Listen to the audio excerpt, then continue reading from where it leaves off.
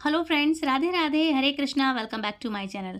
Friends, आप सभी को सावन मास की हार्दिक हार्दिक शुभकामनाएं। तो आज से हर रोज आपके लिए सावन मास की नई वीडियो आएगी। तो हम आपसे आशा करते हैं कि इस श्रावण मास में जहां तक हो ज़्यादा से ज़्यादा नाम जाप करें, पूजा पाठ, भगवान शिव की आराधना करें। इससे हमें बहुत ही अधिक पुण्य फलों की प्राप्ति मिलती है, क्योंकि धरती पर महादेव जी ही ऐसे हैं जो श्रावण मास उनको इतना प्रिय है कि अब आने वाले 6 महीनों तक 4 महीनों तक 4 महीनों तक पृथ्वी का कार्यभार महादेव जी चलाते हैं। इसलिए ये जागृत अवस्था में होते हैं, खास करके सावन मास में। इसलिए हमें श्रावण मास में महादेव की आराधना ज़रूर से करनी चाहिए। शिव भक्तों के लिए तो ये महीना बहुत ही सुंदर महीना होता है, बहुत ही पवित्र पावन महीना होता है। साक्षात स्वयं महादेव शंभु इस धराधाम में जागृत अवस्था में रहते हैं। तो आइए चलते हैं, आज से हम अध्याय 1 की शुरुआत करेंगे श्रावण मास में महादेव की कथाओं का, शिव महापुराण का। तो हमारे साथ हमारे चैनल पर यदि आप नए आए हैं तो प्लीज़ चैनल को सब्सक्राइब कर लें, ताकि हर रोज़ नई नई वीडियो का आनंद आप ले सकें, हर रोज़ एक नई कथा कहानी आप सुन सकें। तो आज से हम शुरुआत करेंगे सावन मास महात्म कथा का, अध्याय 1 का। तो आप लोग रसपान कीजिएगा हमारे साथ, और हमारे साथ वीडियो में अंत तक ज़रूर से बने रहिए। तो पौराणिक कथा में वर्णन मिलता है कि सावन मास में ही समुद्र मंथन किया गया था, और समुद्र मंथन के बाद जो हाहाकार हलाहल विष का प्याला निकला था, जो विष निकला था, उसे भगवान शंकर ने अपने कंठ में समाहित करके सृष्टि की रक्षा की थी। लेकिन विषपान से महादेव का कंठ नीलवर्ण का हो गया था। इसी से उनका एक नाम नीलकंठ महादेव भी पड़ गया।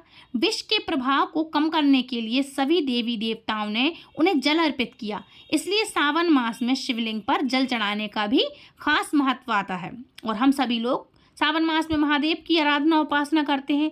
इसलिए सावन मास में महादेव के ऊपर हम शिवलिंग पर जल चढ़ाते हैं, इसलिए ये खास हो जाता है। बहुत से श्रद्धालु प्रत्येक सावन सोमवार को व्रत रखते हैं। तो इन व्रतों को आप अपनी शारीरिक क्षमता के अनुसार चाहे तो निर्जला या फिर एक समय भोजन करके कर सकते हैं, वो भी बिना लहसुन प्याज का, या फिर एक टाइम आप फलाहार ग्रहण करके व्रत रख सकते हैं। जैसे आपकी श्रद्धा हो, आप उस तरह से इनका व्रतों का पालन कर सकते हैं। सावन के महीने में प्रदोष काल में भगवान शिव का विशेष पूजन अर्चन करना चाहिए। प्रदोष काल का समय सूर्यास्त से 45 मिनट पहले और 45 मिनट बाद तक का समय होता है। भगवान शिव से जुड़े हुए जो भी व्रत त्योहार होते हैं, उनमें आपको प्रदोष काल के समय का पता होना चाहिए, ताकि मुख्य पूजा आप प्रदोष काल में कर सकें।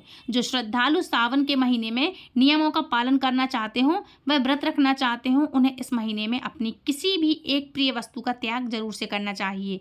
खाने पीने से जुड़ी हुई कोई भी ऐसी सामग्री जो आपको बहुत प्रिय है, उसका आप त्याग कर सकते हैं, जो आप पूरे सावन के महीने में नहीं खा सकते हैं। सावन के महीने में आप ऐसा कर सकते हैं, और उद्यापन वाले दिन उस सामग्री का आप दान भी कर सकते हैं। जैसे जो आपको पसंद है वो आप खाएं पिए नहीं, और उद्यापन के समय आप उस चीज़ का दान कर सकते हैं। तो सावन के व्रतों का उद्यापन या तो पूरे सावन मास में जिन्होंने नियम का पालन किया हुआ है, उन्हें सावन पूर्णिमा के दिन व्रतों का उद्यापन करना चाहिए। और इस महीने में खास तौर पर दही, बैगन, मसूर की दाल, तामसिक चीज़ों जैसे लहसुन प्याज, अंडा, मांस, मछली, मदिरा इत्यादि, लहसुन प्याज हो गया, इन सब चीज़ों का त्याग करना चाहिए। साथ ही हरी पत्तेदार सब्जियों का भी आपको सेवन नहीं करना चाहिए। जो भी श्रद्धालु पूरे सावन मास व्रत ना रख पाएँ, तो आइए जानते हैं कि सावन के महीने में ऐसा कौन कौन से दिन हैं जब आप सावन के महीने में प्रमुख व्रत और त्योहारों का पालन कर सकते हैं या व्रत रख सकते हैं। तो सावन के महीने की शुरुआत होगी संकष्टी चतुर्थी व्रत के दिन से, यानी कि सावन महीने में पड़ने वाला पहला व्रत 14 जुलाई सोमवार को है। और सबसे विशेष बात यह है कि ये दिन भगवान शिव को समर्पित होता है, और इसी दिन सावन का पहला सोमवार भी रहेगा। तो इस दिन आप व्रत रख सकते हैं। इसके अलावा 21 जुलाई दिन सोमवार को रोहिणी व्रत और कामिका एकादशी रहेगी। 22 जुलाई दिन मंगलवार को भूम प्रदोष व्रत और मंगला गौरी व्रत भी होगा। 23 जुलाई बुधवार को मासिक शिवरात्रि रहेगी, जो कि महाशिवरात्रि भी होगी। तो इस दिन आप व्रत रख सकते हैं। और 24 जुलाई दिन गुरुवार को हरियाली अमावस्या होगी, जो कि सावन मास की अमावस्या होती है। और 27 जुलाई रविवार को हरियाली तीज रहेगी, जो कि सुहागन महिलाओं के लिए बहुत ही शुभ तिथि मानी जाती है। इसके अलावा 28 जुलाई दिन सोमवार को सावन शुक्ल पक्ष की विनायक चतुर्थी, गणेश चतुर्थी का व्रत रहेगा। इसी दिन सावन महीने का दूसरा सोमवार व्रत भी रहेगा और 29 जुलाई दिन मंगलवार को नाग पंचमी का त्यौहार भी मनाया जाएगा। फिर सावन के शुक्ल पक्ष की पुत्रदा एकादशी का वर्णन रहेगा 5 अगस्त दिन मंगलवार को। इस दिन मंगला गौरी व्रत भी होगा। 6 अगस्त दिन बुधवार को प्रदोष व्रत रहेगा और 8 अगस्त दिन शुक्रवार को वरलक्ष्मी व्रत रहेगा। फिर 9 अगस्त को दिन शनिवार को हरियाली पूर्णिमा यानी कि सावन पूर्णिमा रहने वाली है।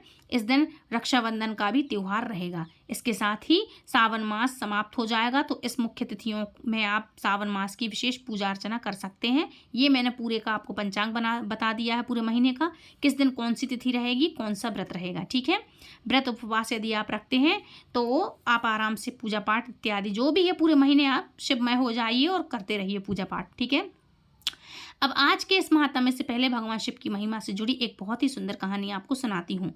बहुत पुरानी बात है। एक गांव में भगवान शिव का एक मंदिर था। उसी मंदिर के बाहर एक पेड़ था जिस पर एक नन्ही चिड़िया रहा करती थी। चिड़िया के 3 छोटे छोटे बच्चे भी थे और वह चिड़िया गांव के घरों से दाना चुग कर लाया करती थी। खुद भी खाती और अपने नन्हे मुन्ने बच्चे के पेट में भी डालती थी दाना, मतलब पेट भरती थी। वह चिड़िया भगवान शिव की भक्त थी। हमेशा मन में भगवान शिव और माता पार्वती को वो याद करती रहती थी। उसी गाँव में एक सेठ और सेठानी भी रहा करते थे। जब भी सेठ और सेठानी कोई भी संतान उनके यहाँ नहीं थी तो सेठानी इसी बात से दुखी होकर घर के पीछे बैठकर अक्सर रोया करती थी। वह चिड़िया पेड़ पर बैठकर उस सेठानी को रोता हुआ देखती और यह देखकर वह चिड़िया खुद भी परेशान हो जाती और मन में भगवान शिव और माता पार्वती सेठ सेठानी को संतान देने की प्रार्थना किया करती थी। सेठानी बहुत ही धार्मिक और दयालु थी, लेकिन सेठ बहुत ही कंजूस था। उसे पूजा पाठ भी पसंद नहीं थी। उसका मन किसी भी धार्मिक कर्म में नहीं लगता था और वह दान आदि देने के लिए भी मना किया करती थी। सेठ को भगवान पर कोई भी विश्वास नहीं था। वह कभी भी पूजा पाठ नहीं किया करता था और ना ही कभी कोई व्रत पूजा पाठ कथा कुछ भी न पढ़ता न सुनता था। सेठ के इन कर्मों के कारण उन्हें संतानहीन होने का दुख झेलना पड़ा। उधर सेठानी को गांव की ही औरतें जब बांझ कहने शुरू कर देती थी तो सेठानी घर के पीछे आकर के बैठती और रोया करती थी। चिड़िया पेड़ पर बैठकर जब यह सब देखती तो उसे सेठानी पर बहुत ही तरस आता था, उसे बहुत ही दुख पहुंचता था।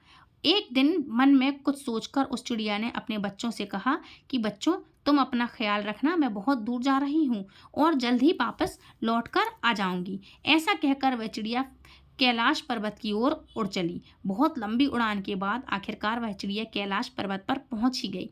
उड़ान भरते भरते उसका गला सूख गया था और वह लंबी उड़ान के कारण चिड़िया बहुत ही थक भी गई थी। इसी कारण कैलाश पर्वत पर पहुंचने के तुरंत बाद ही वह मूर्छित हो गई।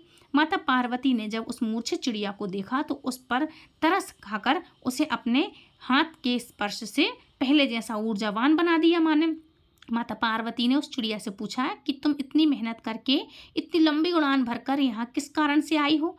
तब चिड़िया ने कहा, माता, मेरे गांव में एक सेठ सेठानी रहा करते हैं, लेकिन उनकी कोई भी संतान नहीं है। आप कृपा करके उन्हें संतान सुख दे दीजिए, आप उन्हें पुत्र दे दीजिए, क्योंकि संतान के लिए सेठानी जी बहुत दुखी हैं, बहुत रोती रहती हैं और हे माता, मुझसे उस सेठानी का दुख नहीं देखा जाता।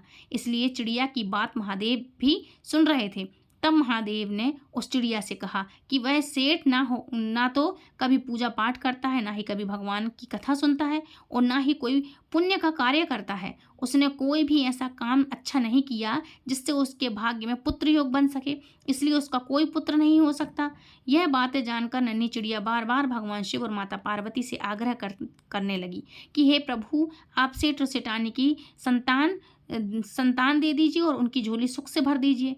तब माता पार्वती ने भगवान शिव को इस बात के लिए मना लिया। तब भगवान शिव इस प्रकार बोले कि पुत्र तो उसे हम दे ही देंगे, लेकिन सेठ अगर अब भी पुण्य कर्म नहीं करेगा तो उसका पुत्र जल्द ही मृत्यु को प्राप्त हो जाएगा। यह बात सुनकर चिड़िया ने कहा, प्रभु, आप जब सेठानी को एक बार पुत्र दे दीजिएगा, पुत्र प्राप्त होते ही वह सेठ भी पूजा पाठ करने लगेगा। ऐसा कहकर चिड़िया खुश हो गई और भगवान शिव और माता पार्वती को धन्यवाद दे करके वहां से वो चिड़िया चली गई। आखिरकार भगवान शिव और माता पार्वती ने उस चिड़िया की विनती सुन ली थी, स्वीकार कर ली। कुछ ही दिन के बाद सेठानी गर्भवती हुई और 9 महीने बीतने पर सेठानी को एक पुत्र प्राप्त हुआ। यह देखकर सेठ और सेठानी बहुत ही खुश हुए। पुत्र होने के बाद सेठानी का तो भगवान में विश्वास और भी बढ़ गया और वह अब पहले से भी ज़्यादा अधिक पूजा पाठ करने लगी, दान पुण्य करने लगी। लेकिन सेठ का हाल वही का वही रहा। उसने अब भी कोई पुण्य कर्म नहीं किया। उसका भगवान पर अब भी विश्वास नहीं हुआ। न वह किसी की पूजा पाठ करता, न ही कथा सुनता। पेड़ पर बैठकर वह चिड़िया अक्सर सेठ के पुत्र को देखा करती थी। धीरे धीरे समय बीतने लगा। अब चिड़िया को सेठ के पुत्र की चिंता होने लगी। चिड़िया को भगवान शिव की कही हुई बात याद आई थी। उसे सेठ के पुत्र की चिंता होने लगी। वह सोचने लगी कि सेठ का पुत्र हो गया है, उसके बाद भी सेठानी इसके बाद भी सेठ नहीं बदला। अब भी यह कोई दान पुण्य नहीं करता, कहीं उसके पुत्र की मृत्यु न हो जाए। इसी कारण वह चिंतित होकर वह चिड़िया फिर से लंबी उड़ान भरकर कैलाश पर्वत पर जा पहुंची और वहां जाकर भगवान शिव और माता पार्वती से आग्रह करने लगी कि हे महादेव, वे सेठ को पुण्य कर्म करने के लिए प्रोत्साहित करें आप। माता पार्वती ने जब देखा कि यह चिड़िया दूसरों के लिए कितनी दयालु है, दूसरों के प्रति इतनी चिंता करती है, तो वे बहुत प्रसन्न हुई। तब भगवान शिव और माता पार्वती एक बार ब्राह्मण और ब्राह्मणी का रूप धारण करके उस सेठ सेठानी के घर पर गए। वहां जाकर उन्होंने कहा कि हमें भिक्षा दो, हम भूखे हैं, हमें भोजन कराओ। सेठ ने तो सुनते ही मना कर दिया, लेकिन सेठानी ने बहुत ही आदर सम्मान के साथ उन दोनों ब्राह्मणों और ब्राह्मणी को अपने घर के अंदर बिठाया, उनका स्वागत सत्कार किया, फिर उनके लिए तरह तरह के स्वादिष्ट व्यंजन बनाए और उन्हें भोजन कराया। ब्राह्मण और ब्राह्मणी के रूप में भगवान शिव और माता पार्वती ही सेठ के घर पर पधारे थे और उनके घर पर प्रवेश करते ही सेठ की बुद्धि ठीक हो गई। अब वह हाथ जोड़कर अपनी गलतियों के लिए क्षमा मांगने लगा और ब्राह्मण देवता के चरण में गिर पड़ा। तब ब्राह्मण रूपधारी महादेव ने सेठ से कहा, तुम्हें भाग्य से संतान सुख नहीं लिखा था, तुम्हारे भाग्य में संतान सुख नहीं था, क्योंकि तुमने अपने जीवन में कभी कोई अच्छा कार्य नहीं किया। तुमने कभी भगवान पर विश्वास नहीं किया, कभी पुण्य कर्म नहीं किए, कभी ब्राह्मणों को दान भी नहीं दिया, कभी पूजा पाठ कथाएं कभी नहीं सुनी। लेकिन एक चिड़िया ने मेरे पास आकर तुम्हें संतान देने की प्रार्थना की, जिसकी भक्ति से प्रसन्न होकर ही मैंने तुम्हें पुत्र का वर दिया है। आज उसी चिड़िया के कारण तुम्हें पुत्र रत्न मिला है। लेकिन अब भी तुमने अगर पूजा पाठ या पुण्य कर्म नहीं किए तो तुम्हारे पुत्र की मृत्यु तय है। यह बात सुनकर सेठानी तो चिंता के मारे रोने लगी और सेठ सेठानी उस चिड़िया को धन्यवाद देने लगी। सेठ ने कहा, हमारे पुत्र के लिए चिड़िया भोलेनाथ से लड़कर हमारे भाग्य में पुत्र सुख लिखवा लाई। जब सुख लिखवा सकती है तो क्या हम अपने पुत्र की रक्षा के लिए पुण्य कार्य नहीं कर सकते? तब सेठ जी ने ब्राह्मण देवता से पूछा, हे ब्राह्मण देवता महादेव जी के प्रिय व्रत कौन कौन से हैं, जिन्हें करके मैं महादेव जी को प्रसन्न कर सकूं? तब ब्राह्मणी रूपीधारी माता पार्वती ने कहा कि महादेव जी का सबसे प्रिय व्रत महाशिवरात्रि है। जो भी मनुष्य महाशिवरात्रि का व्रत करता है, उस दिन पूरे विधि विधान से भगवान शिव की पूजा करता है, उस पर महादेव की कृपा हमेशा बरसती रहती है। सेठ सेठानी ने कहा, अब तो हम महाशिवरात्रि के दिन महाशिवरात्रि का व्रत करेंगे और पूरी विधि विधान और सच्चे मन से भगवान शिव का पूजन किया करेंगे। सेठ और सेठानी को महाशिवरात्रि का व्रत का विधान बताकर महादेव और देवी पार्वती वहां से चले गए। इसके बाद सेठानी धर्म कर्म पूजा पाठ और व्रत करने लगी, जिसके पुण्य प्रताप से उनका पुण्य और धन बढ़ने लगा। चिड़िया भी सेठानी को देखकर बहुत खुश रहने लगी। सेठानी के आंगन से दाना चुग कर लाती और अपने घोंसले में बैठकर ओम नमः शिवाय मंत्र का जाप करने लगती। हर महीने हर हर महादेव यह कथा भी सुनती थी। हर हर महादेव। यह थी आज की कहानी। अब सुनिए आज का महात्म्य। नैमिषारण्य में निवास महर्षियों ने लोमश ऋषि सूत जी से एक बार पूछा कि हे बुद्धिमान सूत जी, प्रवास क्षेत्र का क्या महात्म्य है, यह हमें बताने की कृपा करें। मुनियों का यह वचन सुनकर सूत जी अपने गुरुदेव सत्यवादी नंदन व्यास जी को प्रणाम करके इस प्रकार बोले, जिनका वक्ष स्थल श्रीवत्स चिन्ह से सुशोभित है, जो संपूर्ण जगत के उत्पत्ति स्थान, सबको मोहने वाले, इच्छानुसार रूप धारण करने वाले, अप्रिय में गुरुदेव निर्भय आश्रय, हंस आकाश की तरह सर्वव्यापी, आयास शून्य, प्रपंच से परे, निरंतर निरंजय, धन्य तथा ध्यान रहित हैं। ज्ञानी जन जिन्हें आस्ति नास्ति अर्थात भावाभाव स्वरूप कहते हैं, और जो दूर से दूर और निकट से निकट हैं, मन से जिनका आग्रह नहीं हो सकता, जो परमधाम परम पुरुष नाम से प्रसिद्ध जन्ममय हृदय कमल के आसन पर विराजमान तेज रूप तथा इंद्रिय रहित हैं, ऐसे परमात्मा को नमस्कार करके मैं पापनाशी कथा आरंभ करता हूँ। आप सभी अब ध्यान पूर्वक और सावधान होकर सुनिए। यह कथा श्रद्धालु और शांति ध्वज को सुनाने योग्य है। जैसे सब देवताओं में देव महेश्वर श्रेष्ठ हैं, जिस प्रकार नदियों में गंगा, वर्णों में ब्राह्मण, अक्षरों में आकार और पूजनियों में माता तथा गुरुजनों में पिता सबसे श्रेष्ठ हैं, उसी प्रकार सभी शास्त्रों में स्कंद पुराण उत्तम है। पूर्व काल में कैलाश पर्वत के शिखर पर ब्रह्मादि देवताओं के समीप पिनाक पाणी भगवान शिव ने पार्वती जी के सम्मुख स्कंद पुराण सुनाया था। फिर पार्वती जी ने अपने पुत्र स्कंद ने नंदीगण को, और नंदी ने कुमार अर्थात सनकादि, और कुमार ने परम बुद्धिमान व्यास जी को सुनाया था। व्यास जी के मुख से कही हुई उस कथा को मैं आप लोगों के सामने कहता हूँ। अब महर्षि सद्भाव से युक्त हैं, इसलिए मुझे आपको स्कंद पुराण संगीता सुनाने के लिए उत्साह हो रहा है। प्राचीन काल में ब्रह्मा जी ने बड़ा कठिन तप किया, तब 6 अंगपद और क्रम के साहित्य वेद प्रकट हुए, और फिर सर्वशास्त्र में संपूर्ण पुराण का प्रादुर्भाव हुआ, जो नित्य शब्दमय पुण्यजनक तथा 100 करोड़ श्लोकों से विस्तार को प्राप्त हुआ है। ब्रह्मा जी के मुख से क्रमशः ब्रह्म पुराण, विष्णु पुराण, शिव पुराण, स्कंद पुराण, भगवान पुराण और भविष्य पुराण, नारदे पुराण, मार्कंडेय पुराण, अग्नेय पुराण, ब्रह्मवैवर्त पुराण, लिंग पुराण, पद्म पुराण, वराह पुराण, वामन पुराण, कुर्म पुराण, मत्स्य पुराण, गरुण पुराण और वायु पुराण का प्राकट्य हुआ। इन 18 पुराणों का नामोगण सभी पापों का नाश करने वाला है। इसके सिवा मुनियों ने 18 उपप पुराण भी बताए हैं। सनत कुमार, नरसिंह, स्कंद, नंदीश्वर, गिथिथ, शिवर्ध, शिव धर्म, दुर्वासा, नारद, कपिल, मनु, ऊर्षा, ब्राह्मण, वरुण, कालिका, महेश्वर, आरंभ, सौर, पाराश, मारीच तथा गार्भव, हे ब्राह्मणों तथा भार्गव, हे ब्राह्मणों, ये उपप पुराणों के नाम बताए गए हैं।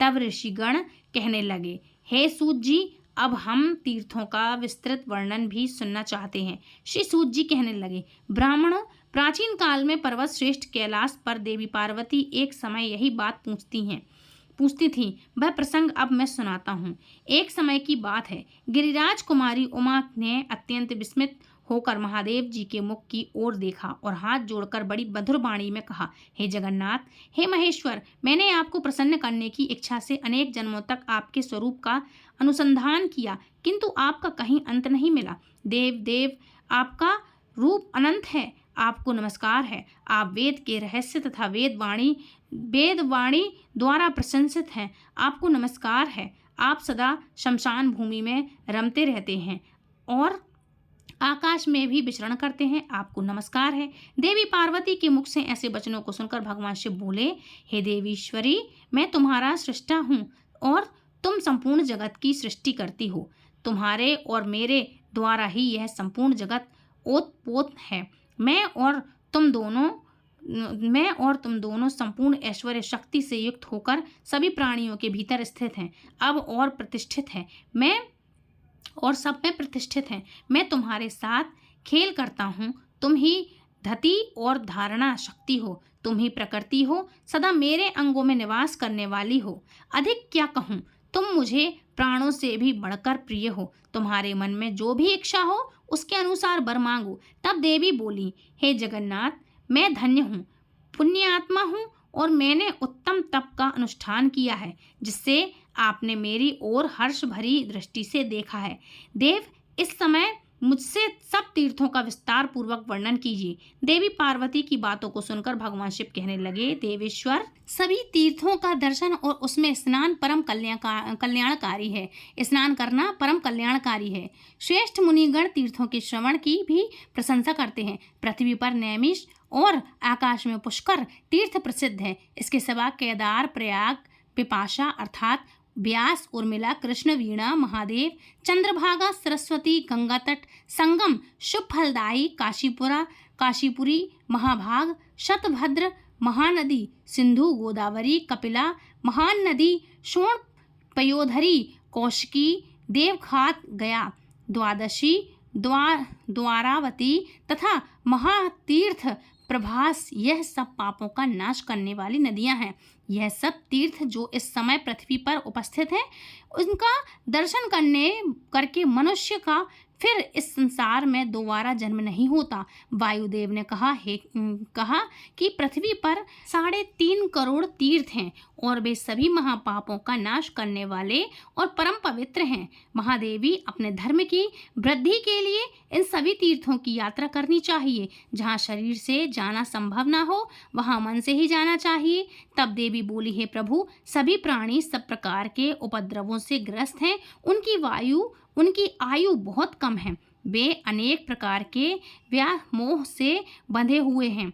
त्रेता और द्वापर में भी ऐसी स्थिति रहती है, फिर भयंकर कलिकाल में तो बात ही क्या है। इसलिए प्रभु, उन सब के हित के लिए आप किसी ऐसे तीर्थ का वर्णन कीजिए जिसके दर्शन से सभी तीर्थों का फल प्राप्त हो सके।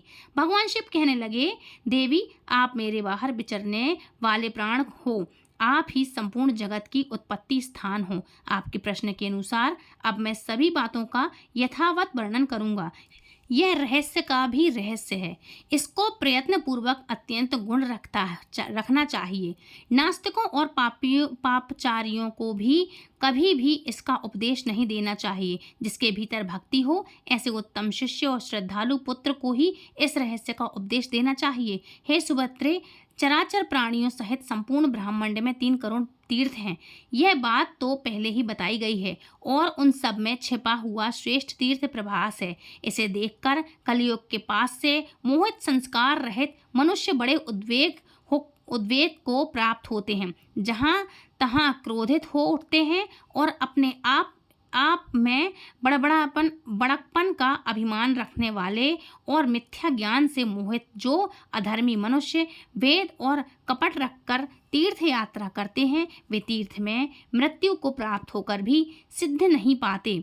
मतलब तीर्थ में भी मर करके मुक्ति नहीं पाते। इसलिए मैंने अनेक तीर्थों और शिवलिंगों को गुप्त रखा है।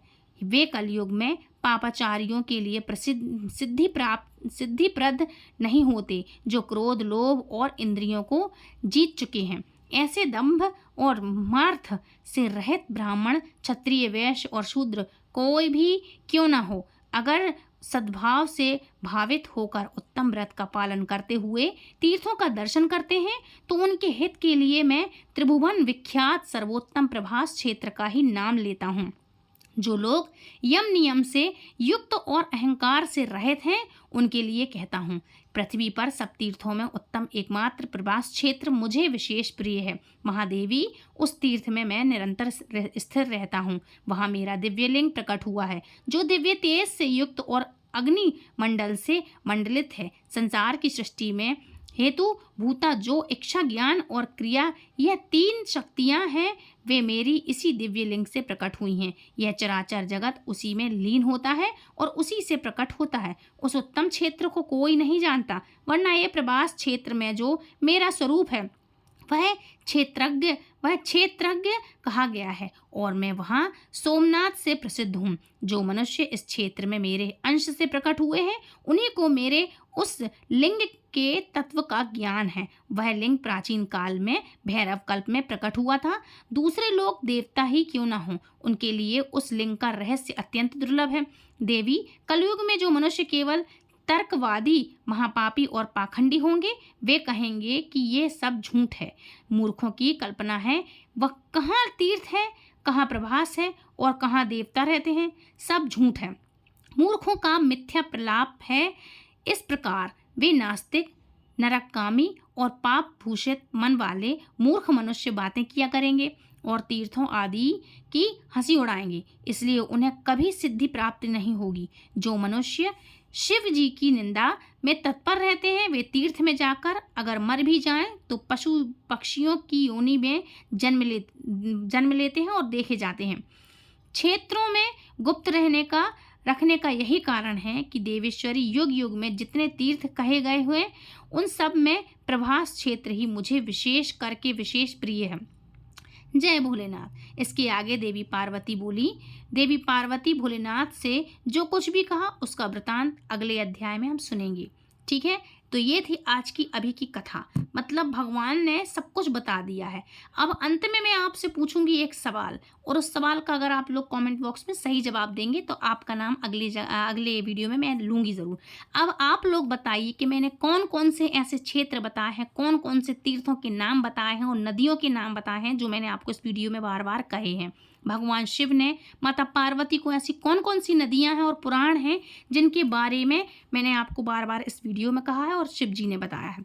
तो एक हो गया पुराण कौन कौन से हैं और नदियां कौन सी, प्लीज़ कमेंट करके मुझे ज़रूर बताइएगा। और फ्रेंड्स, यदि आपको हमारी वीडियो पसंद आती है तो प्लीज़ वीडियो को लाइक शेयर कमेंट करें, चैनल सब्सक्राइब करें, और हमारे साथ चैनल पर नए जुड़े हैं तो चैनल को सब्सक्राइब करके बेल आइकन को ऑल पे प्रेस करें ताकि आने वाली हर एक कथाएँ, इतनी सुंदर सुंदर कथाएँ आप तक सबसे पहले पहुँच सकें और सावन मास के 30 त्योहारों की सबसे पहले जानकारी आप तक पहुंच सके। तो फ्रेंड्स, मिलती हूँ नेक्स्ट वीडियो में। राधे राधे, हरे कृष्णा, जय भोलेनाथ, हरे कृष्णा, हरि बोल।